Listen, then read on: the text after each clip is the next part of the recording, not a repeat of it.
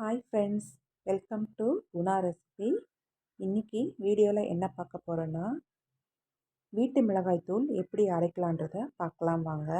இதுக்கு 1 கிலோ மிளகாய், 1 கிலோ தனியா வெயிலில் நல்லா காய வச்சு 2 நாள் காய வச்சு எடுத்து வச்சுருக்கேன்.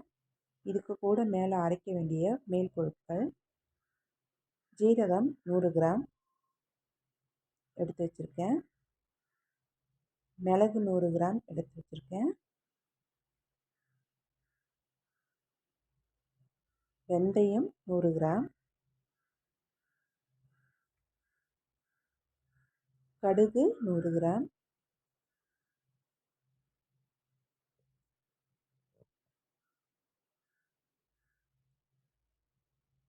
துவரம்பருப்பு 100 கிராம் எடுத்து வச்சுருக்கேன், சாப்பாடு அரிசி புழுங்கல் அரிசி 100 கிராம் எடுத்து வச்சுருக்கேன், கருவேப்பிலை பச்சை கருவேப்பிலை இருந்தால் நிறைய இருந்தால் போட்டுக்கோங்க. என்கிட்ட இவ்வளோ தான் இருந்தது, இது நான் போட்டுக்கிறேன். கொம்பு மஞ்சள் 50 கிராம் போட்டுக்கலாம். சுக்கு ஒரு 50 கிராம் போட்டுக்கலாம். இப்போ இந்த எல்லா மேல் மசாலா பொருட்களையும் வறுத்து எடுத்துக்கலாம். ஃபஸ்ட்டு அடுப்பு பற்ற வச்சுக்கோங்க, கடாய் வச்சுக்கலாம். கடுகு 100 கிராம் போட்டு உப்பு மீடியம் ஃப்ளேமில் வச்சு நல்லா வறுத்து எடுத்துக்கலாம். ஹை ஃப்ளேமில் வச்சுக்காதீங்க, கறிக்கின வாசனை வந்துடும்.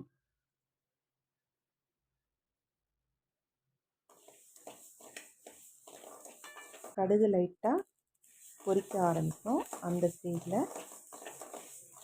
எடுத்துடலாம்.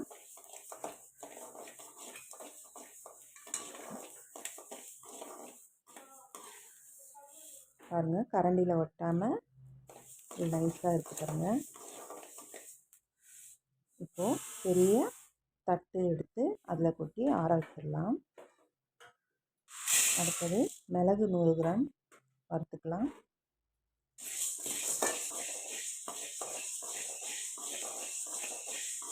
இந்த மசாலா பொருட்கள் எல்லாம் வறுக்கும் போது அடுப்பை லோ ஃப்ளேம்லேயே வச்சு வறுத்து எடுத்துக்கலாம். இப்போ மிளகும் வறுத்து எடுத்து வச்சு அதையும் தட்டில் கொட்டி ஆற வச்சிடலாம்.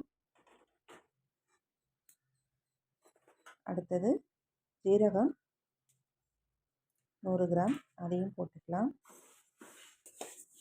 இதையும் நல்லா வறுத்து எடுத்துக்கலாம்.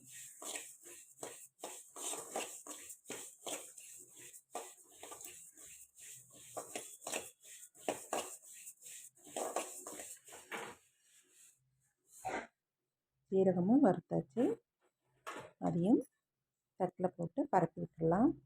அடுத்தது துவரம்பருப்பு 100 கிராம் அதையும் லைட்டாக பொன்னிறமாக வறுத்துக்கலாம்.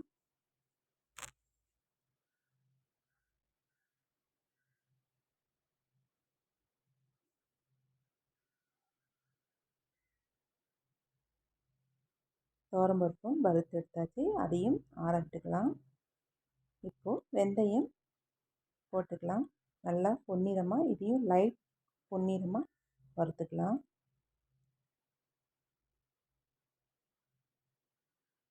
ரொம்ப வறுத்துடாதீங்க, அப்புறம் கசப்பெடுக்க ஆரம்பிச்சிடும்.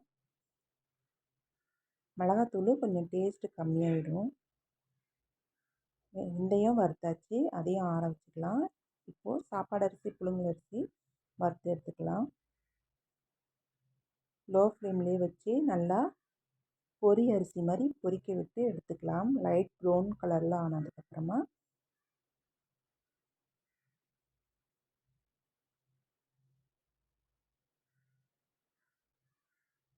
இந்த மேல் மசாலா பொருட்கள் எல்லாம் வறுத்து போட்டால் மிளகாத்தூளுக்கு அவ்வளோ ஒரு மணமாக இருக்கும். மிளகா தனியை மட்டும் வெயிலில் 2 நாள் நல்லா காய வச்சு க்ளீன் பண்ணி எடுத்து வச்சுருங்க. மேல் பொருட்கள் எல்லாம் வறுத்து போட்டுக்கலாம். அரிசியும் நல்லா பொரிஞ்சிருச்சு.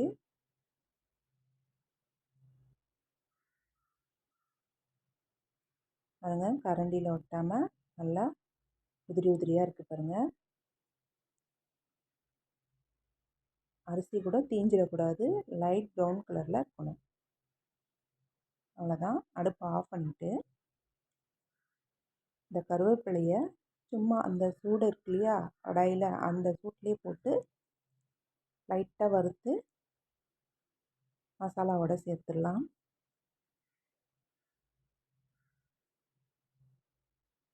பாருங்கள், தட்டில் இந்தமாரி வறுத்து போட்டு பரப்பி விட்டுருங்க.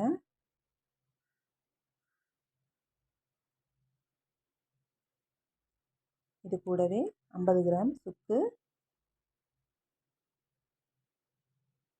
50 கிராம் கொம்பு மஞ்சள், இது எல்லாத்தையும் நல்லா ஃபேன் காற்றுல வச்சு ஆற வச்சிடணும்.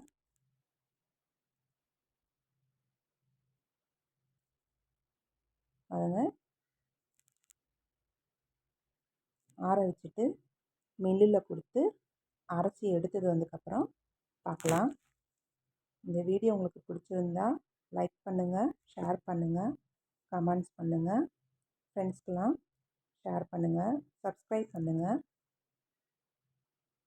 அரைச்சி வந்ததுக்கப்புறமா தூள் நல்லா நைஸாக இந்த மாதிரி இருக்கணும். தேங்க்யூ.